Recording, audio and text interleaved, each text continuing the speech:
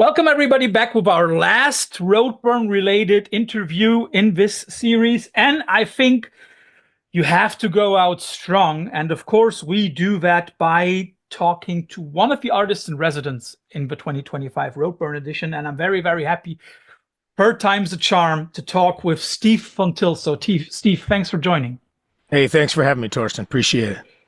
Yes. And I have to ask you something. I know you're married to a German wife. You have some German roots. Do you know the German saying, aller guten Dinge sind drei? No. It basically means all good things come in threesomes. Okay.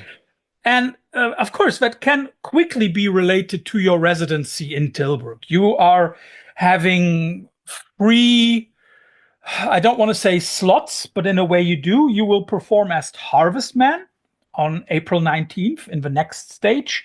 You will perform in the main stage as under your own name in a set Calling Down the Darkness. We'll come to that in a moment. And you're also doing an art/installation problem, I might call it, with Thomas Hooper at the NS16 called Resonant Horizons. First of all, does this threesome, this triptych, once again show that you are simply a workaholic?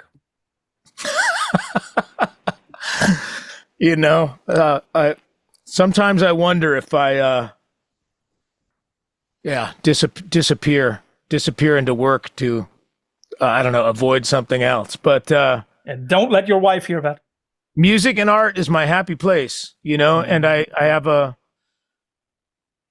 have the unique and issues which in the mornings I give gratitude for before I even get out of bed. I said, even if I have a stressful amount of things to accomplish in the coming days, most of them are my own choice, and I feel blessed to be a creative person. I feel blessed that the things I have to stress about are creative projects. Except for the day job part, which is, but that also brings its own rewards as well. I love my job as a teacher and working with kids. And so I've chosen a busy life. I'm grateful to be inspired. I feel more inspired at this point in my life as I've ever been. Which definitely means something, saying from somebody who's been on stages and in studios for nearly 40 years now. Let's start with your project with Thomas Hooper. Can you explain a little bit about how it's gonna go, first of all? Yeah, we're still ironing out the details, but basically Thomas and I are old friends. We met quite a long time ago. He's a brilliant tattooist, a brilliant painter. After meeting, we quickly became friends. He did some artwork for Neurosis and for myself. And he's gifted me quite a few prints and paintings and original drawings over the years. And I told him one time when he was tattooing me that I would love to soundtrack his work sometime. If he was ever to do a gallery exhibition, I would like to create a kind of infinite soundtrack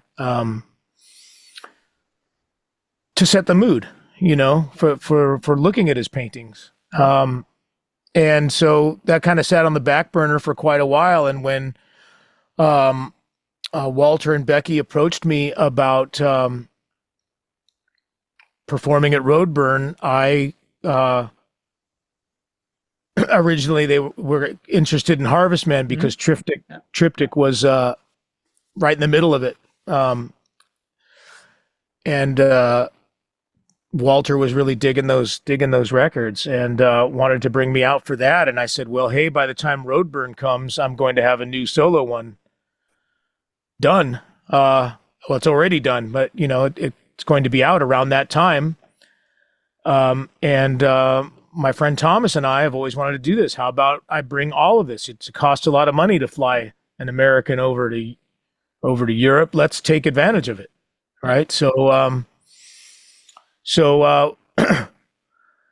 Thomas and I have been brainstorming. I've been working on the music for a while. It's 8 unique channels of audio, each going to its own speaker, distributed around the gallery. That kind of depends on the paintings and the placement within the space. But they will be in some sort of way as which you approach paintings, different sounds will become dominant.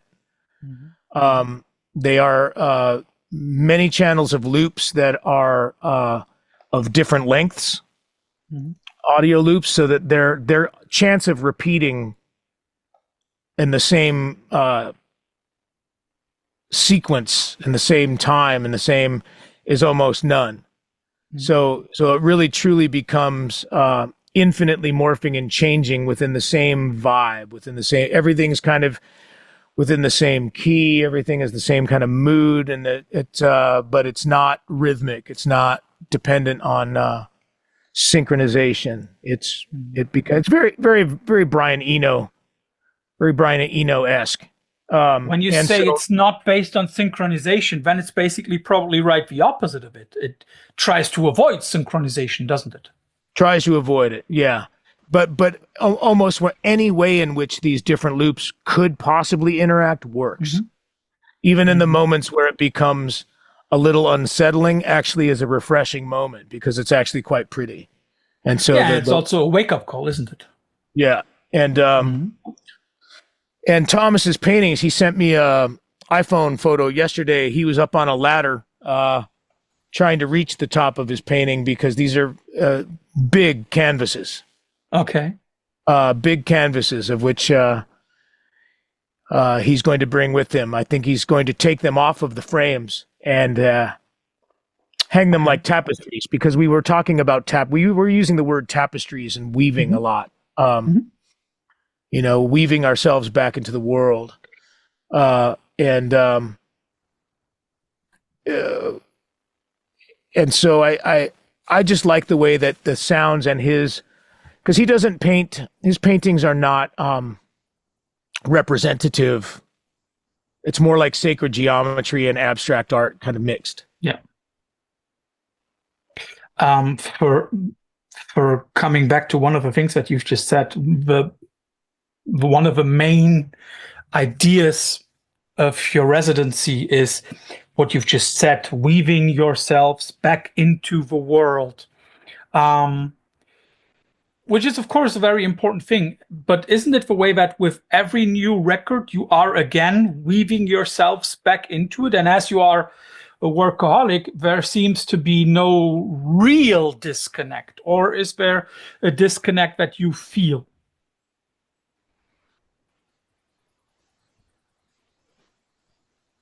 I feel it constantly. I feel we all, whether we know it or not, I really feel mm-hmm. we all have a deep-seated wound of this disconnect, even people that don't think or talk about it. Mm-hmm. I think the disconnect is really the root cause of all of our societal ills, our mental health problems, our societal problems, our family. It's all,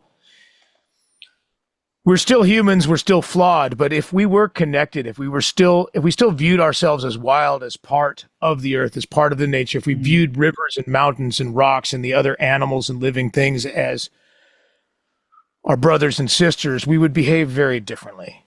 Mm-hmm. And there would be a lot less room for greed and exploitation and patriarchy and racism and all of the horrible things that human beings show they're capable of, and the endless extraction of resources for our own benefit. And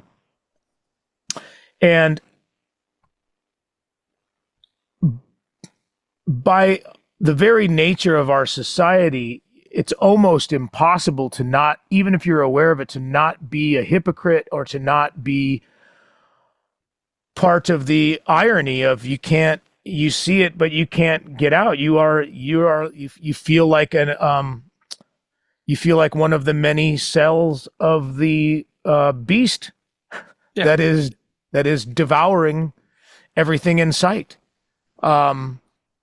That seems driven by a malevolent spirit, you know. And though I understand intellectually that we need this shift in consciousness, that we need to feel the connect, we need to get back connected. For me, with the driving force of all my art is still this endless longing. I am more connected than I have been, but I still don't know what it really feels like to have grown up with those as the guiding assumptions of existence.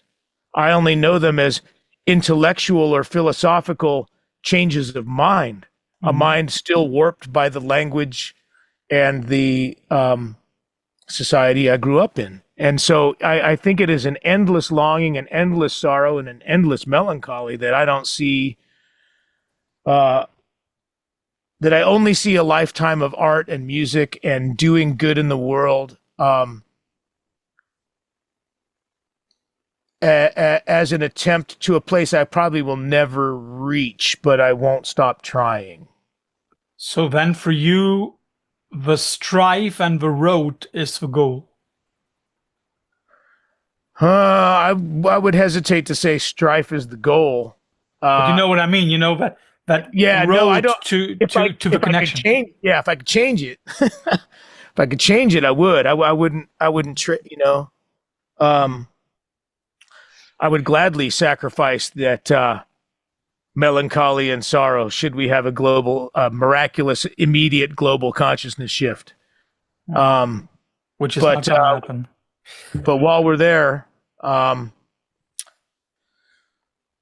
only know how to process it positively with music and art, and working as doing good in the community. Before we come to your community work, is then the music you're making the soundtrack to your journey? Absolutely.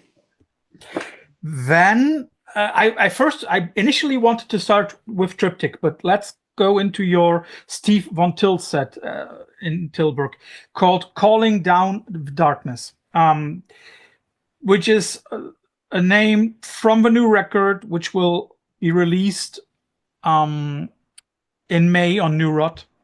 And so the set, as far as I understood it, is not like a one-on-one record set. Yeah, but I don't like that. Yeah.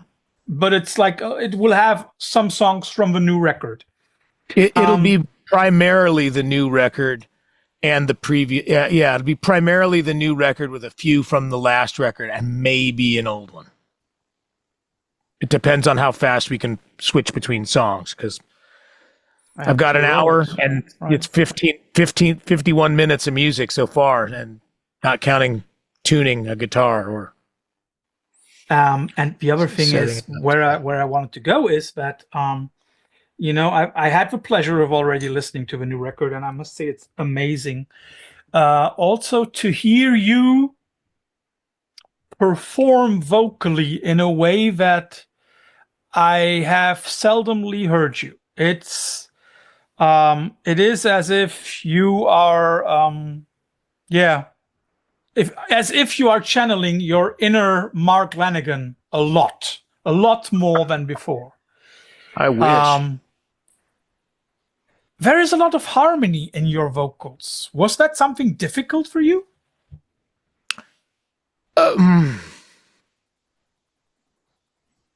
I mean, it all came very naturally. What needed to happen was the inspiration from the accidental process of No Wilderness Deep Enough, where I had different types of textures to sing into. Where I didn't write that expecting to sing on it.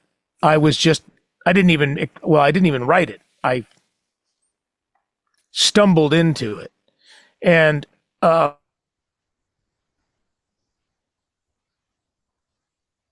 unique, harmonic, lush, ambient meets neoclassical bed that gave me a different place to sing into rather than guitar-based Americana or whatever you would call my unrehearsed, untraditional act at singer-songwriter music, But So having this different environment to sing into has opened up entirely different worlds for me. Composing on piano, which has all those resonating strings, which create a lot of different harmonic possibilities and suggest different melodies. Even, I'm not a good piano player, but a simple 3-note chord suggests a lot more than it does on a guitar. Synthesizers do the same thing. String synthesized strings do the same thing. They give me they suggest different ideas, and that has challenged me to find more expressive ways to sing into it. And though I've been struggling with a lot of voice issues, and I've actually had some vocal cord issues, I have some very physical realities that are compromising my voice at this time in my life. I've also worked really hard and gotten some help initially just to survive as a singer at all. I talk loudly to 9 and 10-year-olds all day long. And I think that is, as much as it would be way cooler in a rock and roll world to say it was whiskey and cigarettes that got my voice all rough, it's probably talking to 9-year-olds. Yeah. So 100%. Right.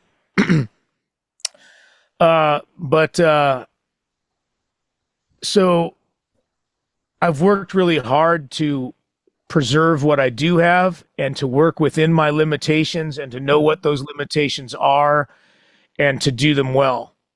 I'm really happy with the way the vocals came out on this record. I think the music really pulled something unique out of me. And this seems to be, since the last record, the sonic road I'm following. It's the next step, yeah. Now, like, I feel like I'm 55 years old and I'm just finding my voice. But you're finding it, which is an important thing. You've mentioned the strings and you've mentioned the synths. It's very interesting. Out of the 8 tracks on the record, there is only one which doesn't have a cello. And I know that you'll also be taking, or at least it's planned that you're taking the cellist who did the stuff on the record. You're going to bring him to Tilburg, if I understood it correctly.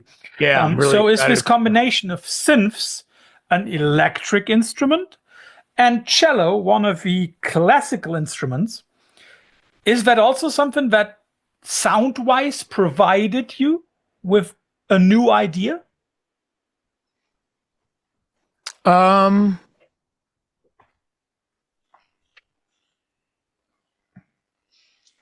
don't know. I mean, it was an accident.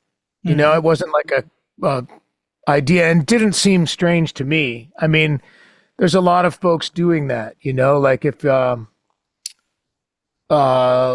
German young, I don't know how young he is, but Max Richter. He does Johan Johansson, the Icelandic minimalist. Olafur Arnalds, another Icelander. That sits right with, I've listened to Brian Eno since I was a young man, and that seemed to, if he didn't combine synths and strings, it at least probably sounded like it at some point. And Stars of the Lid, or a Winged Victory for the Sullen, those projects, those have all been huge on my listening. So it doesn't seem strange to combine synths and strings. And sometimes they're trying to. It's strange. It's just, did it give you a new idea of how you could use your voice, how you could write songs? Yes. Yeah. Although I would say that it doesn't feel new, because it's one of the things I'm starting to realize, since I've never been a great musician, like I don't actually have a lot of chops, like I don't practice a lot. I wouldn't be able to play a lot of other people's music. I just don't sit and work on the skill, on the trade of the instruments. What I am good at is listening to how they sound and getting getting the sounds that an instrument can make to do something interesting. And so once I had access to composing, once I allowed myself to admit I wanted to compose more with piano and synthesizer, it just made sense. But yes, you're going back to the previous question, it opened up a whole new way for me to look at things. And I'm really enjoying it right now. Like, I have a really hard time imagining ever wanting to sit with a guitar and just sing in front of people that way, because I don't think it wouldn't pull the same things out of my voice. I'm really enjoying singing into these soundscapes. Mm. It also sometimes sounds as if you are really leaning into it, which is wonderful to hear.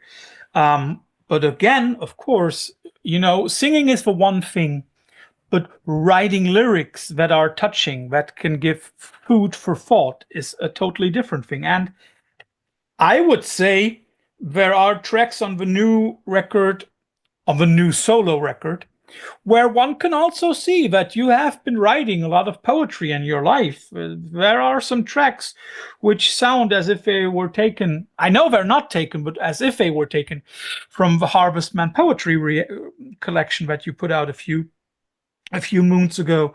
I would like to come to two lines from the lyrics that I find very, very important. In one of the tracks, you sing the rising sun. I mean, like, apart from the fact that it's very close to Three Little Birds from Bob Marley, which I think was not intentional. But let me ask it this way. You also always want to provide that rising sun, that little bright line on the horizon, even though we are living in a effed up world, loss of connection to nature, loss of connection to ourselves. But you still, apart from all the darkness around it, you still try to provide that spark of hope, don't you?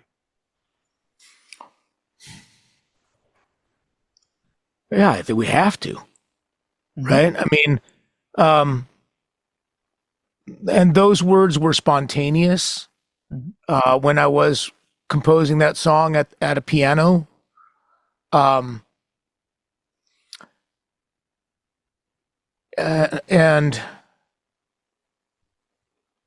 when I think of the shining ones, it's multiple meanings. Like all of my lyrics, I can say, are life collage.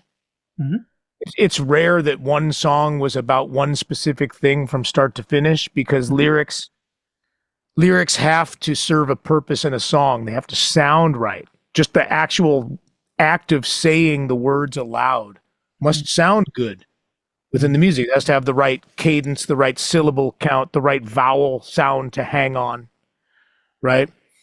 And it has to make some sort of sense with the other lines around it. So a lot of times, and you're right, like, the reason why it might sound like my poetry is I steal from my own writing. I steal from my own poetry all the time. In some ways, I use my own journals and my own poetry writings, like Burroughs or Bowie would sit with the cut and paste collage, but instead of the newspaper, I'm using my own work, and I'm not actually physically doing it. I'm just, I need a line. And I look for ideas. But that one came spontaneous, and sing the shining ones. When I think of the shining ones, I think of the things, the stars and the moon and the sun are constants that we can use as indicators, even if you live in a city. You might not see stars, but they can still keep you connected. The earth is still under you, under the concrete, right? She's still there. And the shining ones is also the people, your loved ones, the people that lift you up, the people that bring you up, the people that feed you with love and support and pick you up, and you lift each other up, your friends and your family. So that's what that one is to me. But I'm also open to having it mean on a different thing tomorrow, and it meant a different thing yesterday, and it means a different thing to you. And I don't want to tell anybody what it should mean, because I've always felt it more powerful if you just give an emotional backdrop and enough suggestion to where someone else can apply what they need in their own life, to get from it, like divination or the tarot or something, like, it's like, it's just getting you to unlock parts of your own mind and find what you need, find the answers you need for yourself. Right. And yeah, singing I do. Hope is a strange thing, it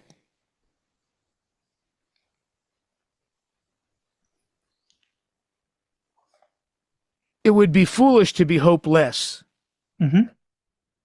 Although it feels pretty easy. Yeah. That's a very good point. Let me just intersect here, because we both know that the first sentence in a book and the last sentence in a book are the two most important ones. The first one is the one that engages you, and the last one is usually the one that sends you off. You are sending us off with the question, where would I be? It's the last line on the last track. I'm very sure I know the answer, but just to make it clear, where would Steve Von Til be if it wasn't for music? I can't even imagine that reality. I don't know. Can you still remember a time when you were not a musician? Yes, but I can't imagine a time where I wasn't obsessed with music. That would have been my next question. Yeah. So I have no idea. I mean, if I try to imagine some parallel reality where I'm working in some fucking office somewhere, I don't know. I guess just, I could say,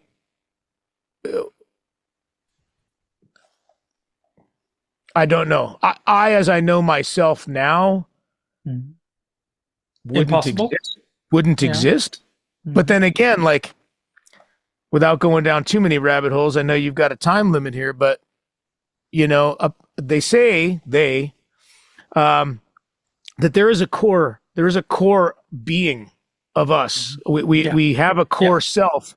We have a core self that is not what we do. We have a core self that is not what we think. Yeah. And there is a core self that is not what we feel. Yeah. So I'm not a good enough meditator. I'm not a I don't know, smart or powerful enough thinker to get to that place. I understand, again, intellectually that may be those may be true statements. So there must be a core self, and I hesitate to ever separate spirit from matter, because I do believe that's part of that disconnect of modern thinking. But yeah, that there is a core self, a core being.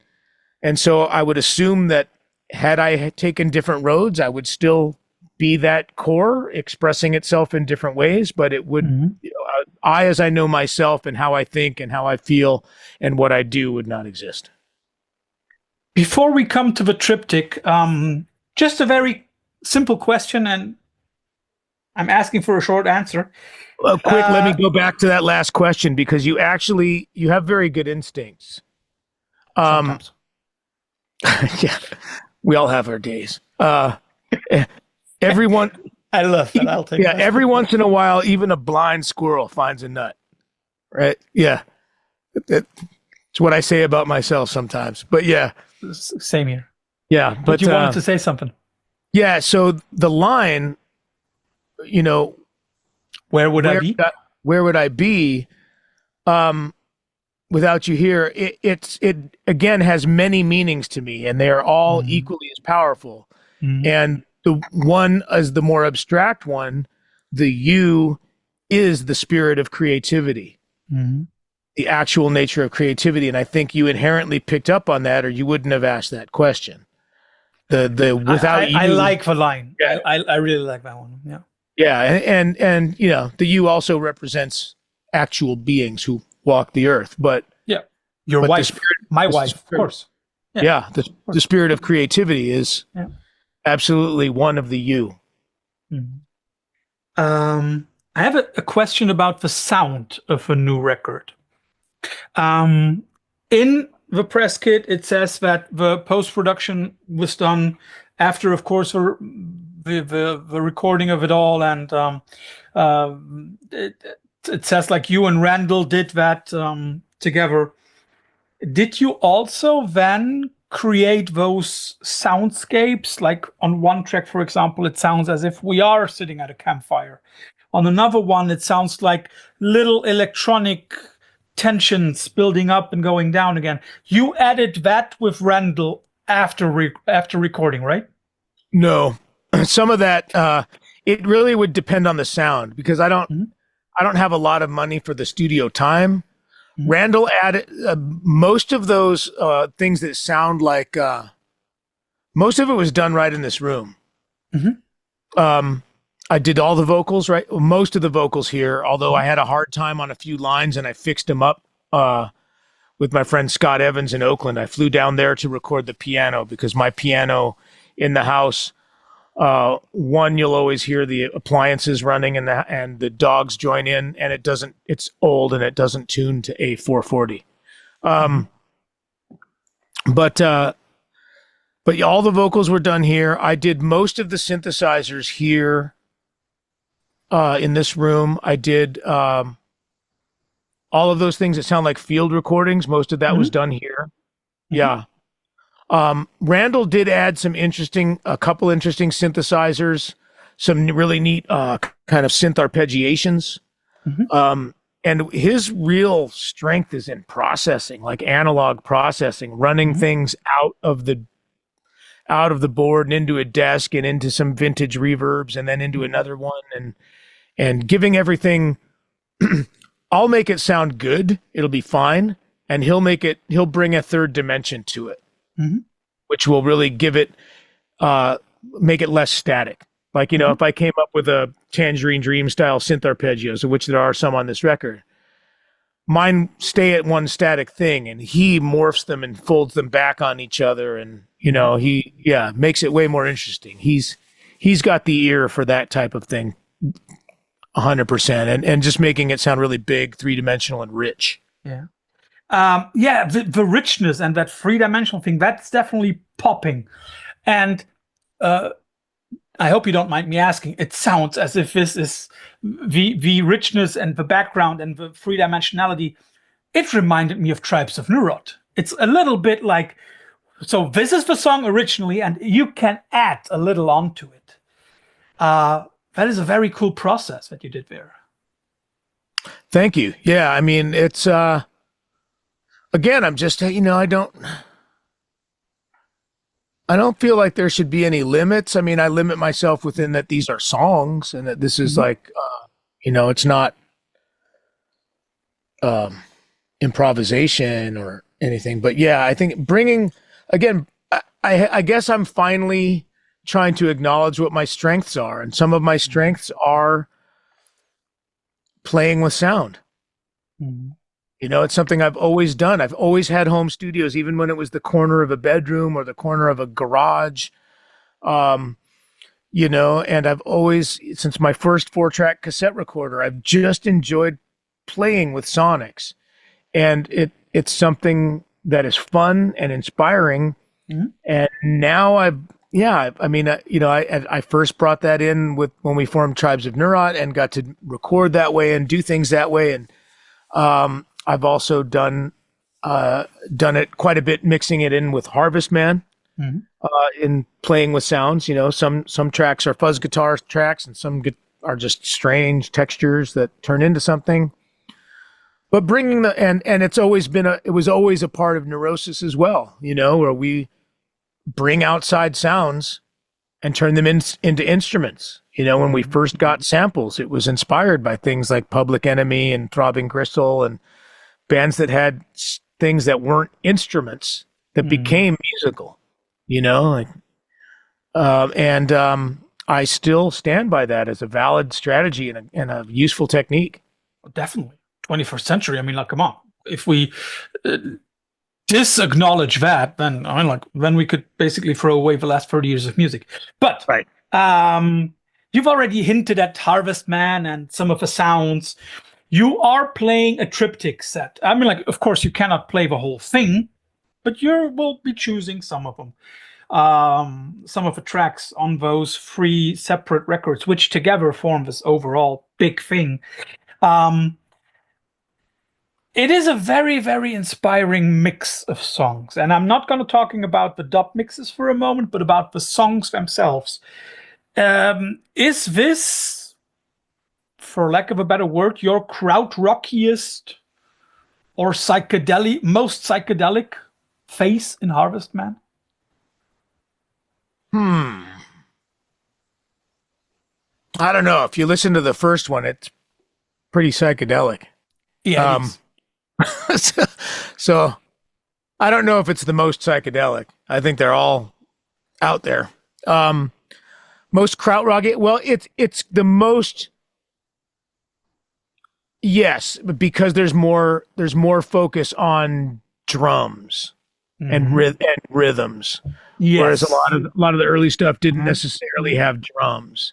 Yeah. So I definitely That's also something that I wrote down, beat driven. Yes. Yeah. So definitely, a lot more beat, a lot more drums, a lot more percussion, which allowed me the chance to do the dubs, which allowed me the chance to, just give the fuzz guitars and synthesizers something to jam to, and it just seemed the next phase. I played with it a little bit on Music for Megaliths, and a little bit on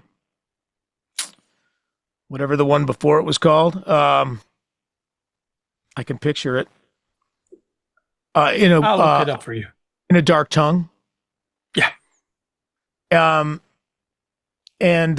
So there were a couple on each of those that had beats, that had drums, and I think what it is I have new toys in the studio, and Harvestman is never written. I never write a riff. I never write a thing. I never come up with a guitar part and remember it or write it down and come back the next day and work on it.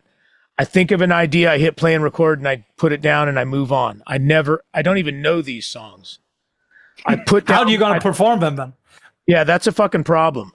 I'm actually super stressed out about that right now because I've been working on it all winter, and because it's a home recording project. It really is just layers and layers and layers of a million different things in the studio. I can't bring this room with me. Nor can I do all of those things at once. I can only do one thing. So I've spent a lot of time playing with different hardware and controllers and ideas and trying to figure it out, and something compact that I can throw in some suitcases along with my solo gear. And it's only in the last 48 hours I've actually nailed down what the gear is going to be for the most part. And so some of it will, basically I will be doing a combination of live looping and manipulating some of the original tracks live. Like I will have them on faders with where I can feed delays and reverbs and filters. I can't bring all of my, sexy vintage gear, so it's going to have to be a kind of modern equivalent. So it'll probably look half like somebody doing a DJ dub set, and but also live looping fuzz guitars with it, and maybe some cassette manipulations. But I also asked my friend Dave French, who is in my solo band as well. He's the drummer of Yob. He's been with me on my last couple of solo tours. He's gonna do my bass lines for me. So, so the songs that have bass or Moog, since we will also have those two instruments there for the solo set, we'll integrate those into the Harvestman set. So he's gonna show up here on Tuesday, tomorrow, and I'm spending, as soon as we're done. I'm diving in to try to get all the technology still figured out and all the process done, so I can actually not suck. That's my priority number one. Yeah, you won't. But then, as you said, you've just nailed down the gear. That also, in a way, dictates a set list, doesn't it? Yeah, I had to pick. There's some that I just can't do. Yeah. There's some that are just so either they're so abstract it wouldn't be anything to look at. Yeah. Or it's just not possible. Yeah. You know, it's Yeah, not. of It's course, hard, you don't it's want to hard turn to it into. synchronize. Yeah, it's hard to synchronize looping and pre-recorded. Yeah, it's pulled me way out of my comfort zone with technology and gear. It broke this old man's brain a few times in the last few weeks. Yeah, you've now mentioned often enough that you're old. You're just 9 years older than me. Come on, and you look 10 years younger, so that's nice. You know, like, but and of course, you don't want to turn the Harvestman set into another the old man on the guitar set. You know, like it should be two very distinctive sets that you're planning, isn't it? Yeah, it's going to be psychedelic sound play. Wonderful. Steve, you know the routine over here. Of course, you don't get out without the infamous quickfire round. So, you know. Oh shit! I forgot about the quick fire round. Yes, never. And I looked it up. You know, I went back to the other two, and I hope that I didn't misunderstand myself. I looked at some of the artists that you put out on Neurot, and also some of the artists that you worked with, and I also looked back at some of the inspirations. So let's start with the Neurot related artists. In Petbrick, there is a little guy called Igor Cavalera. So I'll give you two Sepultura records to choose from. Chaos AD versus Roots. Chaos AD. Mm-hmm. Can you say why?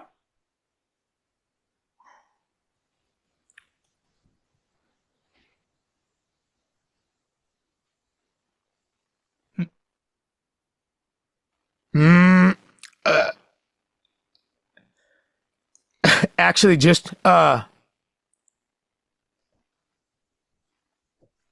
if you don't, then we go on. well, it stumped me. Why? I mean, why do you like one record more than another? I'm not sure. Okay. Maybe because Roots became so overplayed large and overplayed, and but I mean, obviously the song itself is so catchy, and you know, but Chaos AD, I don't know. Maybe just I don't.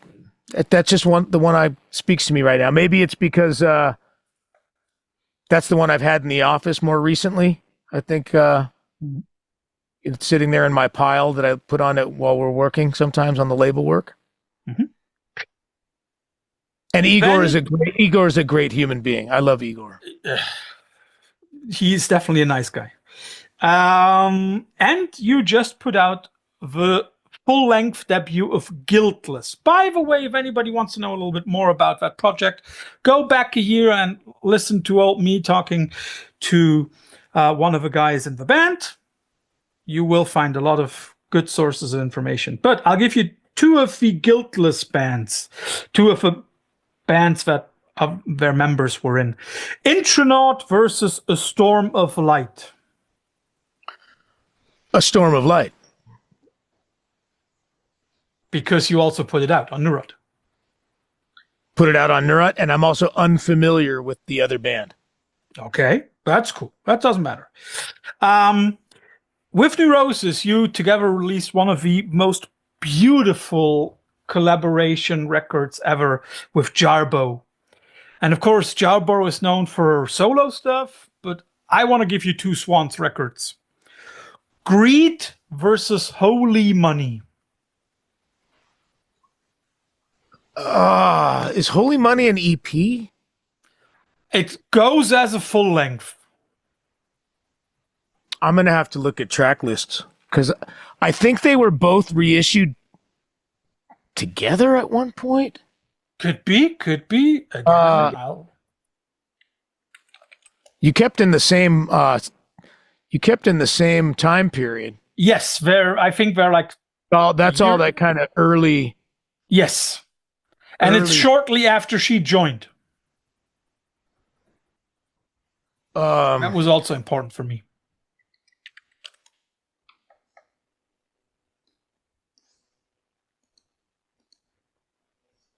So Greed was 86 and Holy Money was 86 as well.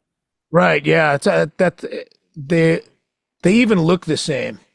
They look very similar. And they're almost the same cover, right? Yeah, and some of the songs have second parts on Holy Money. Shit. Let's make it easier. I'll give you Greed versus Children of God. Children of God. Okay. That was fast. Only because it was so formative for me. That I wasn't old enough to hear their first stuff as when it was coming out.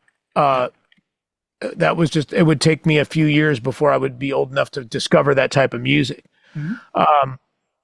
But Children of God, I think they took what they were going for and just the sound, it just became fucking epic. Like, oh, they're always epic. Swans is never not epic. That's the one fucking thing you can count on. But that sound of the new mind, the I don't know, it got more expansive or something. Yeah. And also then the beauty started to creep in the noisier bits a little bit more. I don't know. And it's probably just at the time it hit me. That was the first record where I really, so it came out 87, so I was 17. Yeah, I just wanted to say you were not even 20 when it came out. So yeah. Yeah, so I was, I was probably just coming out of listening to thrash and punk mostly, and just kind of going backwards to discover kind of post-punk, noise rock, noise stuff, and having, you got to meet older people that turn you on to the cool records, right? So that was the first one I actually spent time with and actually had it on vinyl. And so that one, I would say that was a huge inspiration on Neurosis as well, that record. I have two more. You've just mentioned two of the Icelandic guys or two of the Scandinavian guys. So I'll give you Olafur Arnalds versus Johan Johansson. Who would you rather listen to right now? Not in general. I think that's difficult. Yeah. I mean, I suppose Johan Johansson most often more. I went and saw, my wife and I drove to Seattle, which, for us to see something cultural, we have to drive for 6 hours, right? Very few things come to the closest city to us. And we were both brought to tears by Olafur. It was really beautiful. One of the most beautiful concerts I've ever been to. But he has a lot of records that, and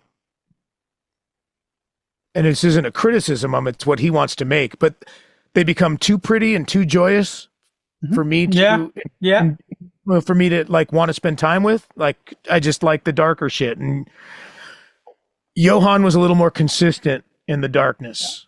Yeah, definitely. And Olafur Arnalds, I discovered, my wife and I both were like listening to by a soundtrack to a British murder mystery TV series. I was like, what is this soundtrack? It's incredible. And then I went back and I got the Eastland songs, which had some really beautiful songs on it. So I love them both, but I think I would take Olafur. I would take Johan for Fordlandia. Is a record I revisit quite often. That's one I will reach in the bin for. And also the posthumous release of the film he made and scored and had Tilda Swinton narrate the it's not Mandy. No, it's not early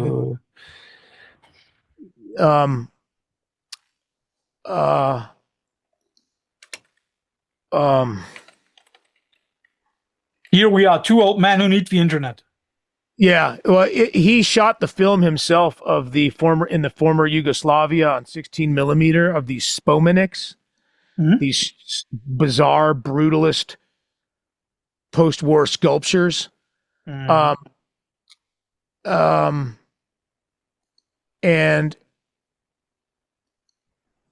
so let's see. It's not minor sim, isn't it? Nope.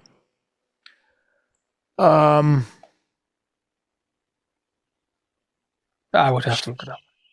Yeah, Last and First Men. Okay. Last and First Men. It's really haunting. It's really beautiful. It's not as dark and creepy as the horror soundtracks. I don't listen to those as much. Those actually are too fucked up for me sometimes. Yeah. Darkness everywhere. But Last and First Men is really. Thomas Hooper made a burn of the DVD from me of the. I had since bought it, but hearing Tilda Swinton narrate this early 1930s dystopian sci-fi novel on top of it is incredible. So those two are my go-to, along with that IBM 1401 record he did, was also quite beautiful. So I would go to him more often, but he's gone and not making more music, and Olafur is still here and still making music. And I was happy to watch him on these Amoeba Records What's in My Bag videos. You ever watch those? Yeah, I did that. He did one, and he pulled out a Converge record.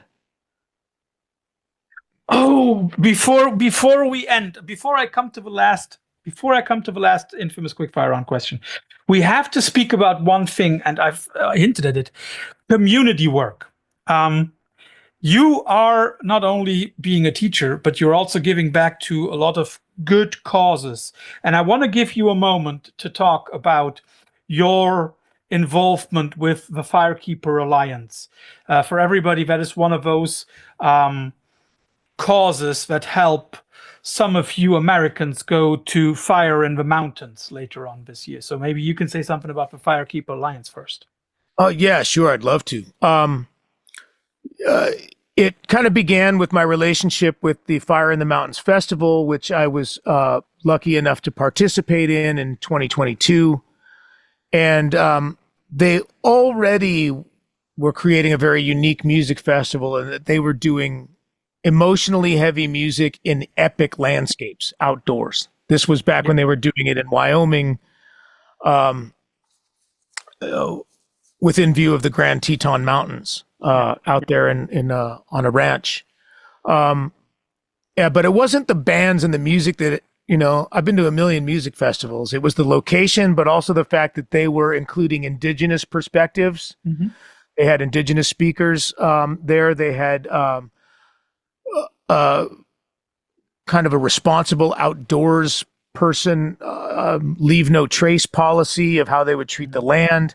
They did ethnobotany walks and plant walks. They, doing a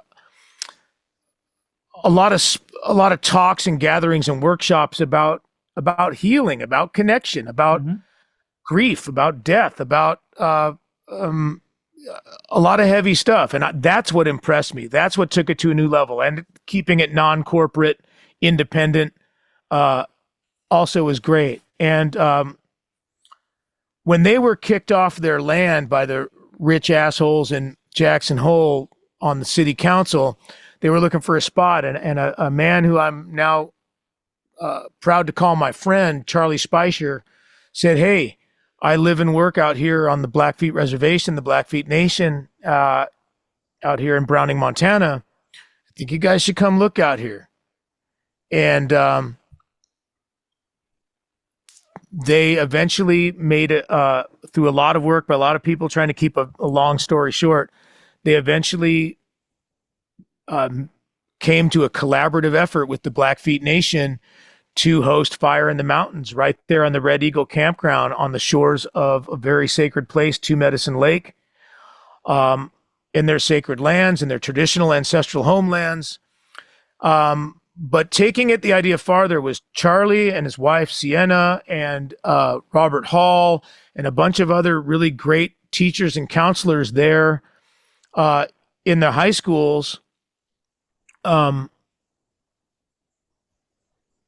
had started Firekeeper Alliance, knowing that this festival was going to happen, showing their youth that heavy music and involvement in emotionally heavy, intense music can actually be a protective factor against suicide. Suicide has been ravaging their community. Montana is already one of the highest in the United States, and in Indian country, it is exponentially greater among the youth between certain ages. And so, again, reconnecting with their traditional ways, with their traditional language, with their ancestral heritage, trying to overcome the trauma of hundreds of years of settler colonialism and its devastating impacts on intergenerational trauma. Intergenerational trauma. And they are really pushing the boundaries of what suicide prevention and awareness and processing grief should look like in Indian country. They would challenge that we've got it wrong societally wide, that the clinical constructs that are in existence now are missing some of the main points and are not as effective as they should be. And then you bring that onto Indian land, and they need to come from indigenous perspectives. They need to come with indigenous mindsets and worldviews. And they invited me to be a part of the board of directors and to reach out and to be a bridge between the heavy music community and their work, and so we've been doing so far, aside from the events planned, there's an entire Firekeeper Alliance has taken over that cultural presentation aspect of Fire in the Mountains, and we'll be presenting grief workshops and workshops on suicide and trauma, intergenerational trauma, welcoming not just the indigenous youth of that area, but also anybody who comes from all over the world to this festival. And as well as allowing the Blackfeet Nation to show their heritage and their strength and their resilience. I mean, the things that the Indian communities in the United States have had to, and Canada and all over the Americas have had to endure. Horrible. Is incredible. And they are fucking strong, and they are resilient, and they are still here, and they're only here because of their resilience. And so we also have the opportunity to learn from their strength and their resilience and their, I would say that great disconnect I always talk about. We're 2,000 years in. We are the sickness walking all around the planet that has identified with the oppressor, that has identified with the disease and carry it around. They're only a couple hundred years in. They still are feeling the pain more succinctly of what the disconnect feels like. In recent history. I mean, some of these tribes, within my grandparents' generation, were probably still actively, physically fighting with the United States, Probably, yeah. Yeah. And so one thing that they've done is the Heavy Music Symposium. It's an accredited class in their high schools there, where myself and some other great, Ivar from Enslaved, Nate from Converge, some other folks, a lot of great people that I've been sending their way to come join the students and let the students ask them questions about how we use this heavy music that looks darkness right in the eye, looks darkness right in the face, and turns it into something positive in our life. Yeah. It's a way to deal with it. Whenever you tune into creative powers, you tune into the flow of the universe. You tune into the flow of the river. You tune into the essential life essence. And so giving them that opportunity, because that's what the youth are into anyways, the stuff that their parents and grandparents might not be into. So it's embracing that idea of another way to find community, another way for outsiders who don't feel like they fit in to find something. And there's a lot of incredible indigenous artists who have taken up heavy music, emotionally intense music, as ways to survive, as ways to get by, as ways to deal, as ways to heal. And it's an honor to be a part of it. And this is just the beginning. It's a pretty new organization, this nonprofit. The class is part of it. The presentations at Fire in the Mountains is part of it, but they also there's a long-term plan to, educate and support homegrown indigenous counselors and suicide prevention folks to, try to get an immediate stopping the awful flow of this. Yeah, and of course, to, again, give something back to those people, right? And to the people who enable Fire in the Mountains. Right. Yeah. They are the hosts. And so it's a really unique, I think it's the first of its kind. I mean, alternative music scenes have often been part of, different political movements or what have you. And, but this is more interesting in the sense that it's attacking a specific issue in a specific place, at a specific time, where you can get hopefully a measurable result, impact. And also it opens the doors for many places to be inspired by it in other parts of the country and other parts of the world of, again, ways to reconnect, way for us as Europeans to learn from indigenous folks and to inspire our looking back to what we might have been like before the fall, before we gave into money. Before we gave into money and gods of power. Yeah. Gods of separation. Yeah. I've said I have one more question, and I looked up krautrock, German krautrock 70s, and I wanted to give you two records by two different bands, but from the same year. So I came up with 1971, and you have a choice You have a choice of Tangerine Dream's Alpha Centauri versus Can's Tagomago. Alpha Centauri, no question. Tagomago, thank you. For me, I'm biased. I come like 10 kilometers away from the studio where Tagomago was recorded. I don't get me wrong. I love that record. It's great. I came to it much later though. That came after I was probably in university and meeting other music dorks, right? Yeah. But Alpha Centauri, I discovered when I was just a young little metalhead punker, not knowing shit about any of that. I thought new age music was all crap, right? But there was a Alpha Centauri LP in the school music room that the teacher let me go rehearse guitar in, because I would bring my electric guitar, probably just to look cool.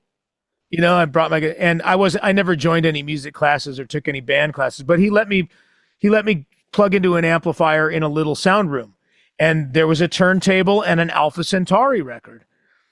I think it belonged to a synthesizer guy, another student. And I listened, I had never heard anything like that. And it was dark and it was heavy. And it opened my mind. So, and it's differently heavy.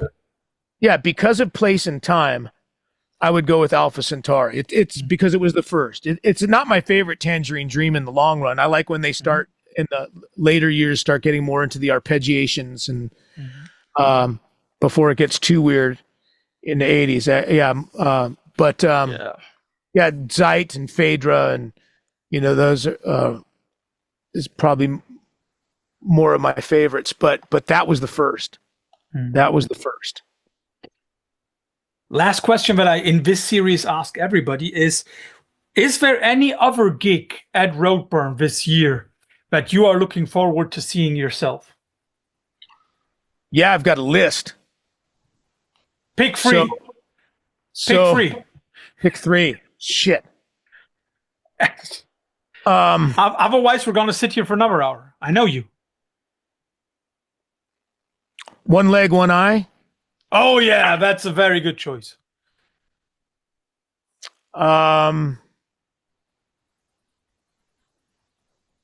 Smote? Similar direction? Don't know it.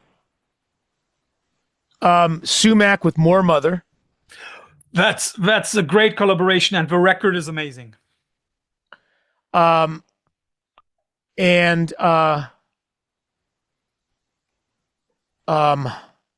is Big Brave? Yep. Playing Yes. on Sunday. Yeah. Yes. So the again, there's a few more that the bug. I'm sneaking it in there. The bug. Yeah, that's cool. That's a very good, by the way, that's a very good mix. And I think very, very, very Roadburn 2025-ish. So, Steve, I'm very much looking forward not only to seeing you on stage in Tilburg, but also walking around somewhere. And I'm very much looking forward to hearing what you put together with Dave for the Harvestman set. And thanks for doing this once again. Aller guten Dinge sind drei. All things come in threes. All right, I'll go say that to my wife. Yeah. As I go for my third cup of coffee. See? So enjoy the rest of your day, my friend. See you in Tilburg. Yeah, you too, man. I'll see you there. Bye. See you. Bye-bye.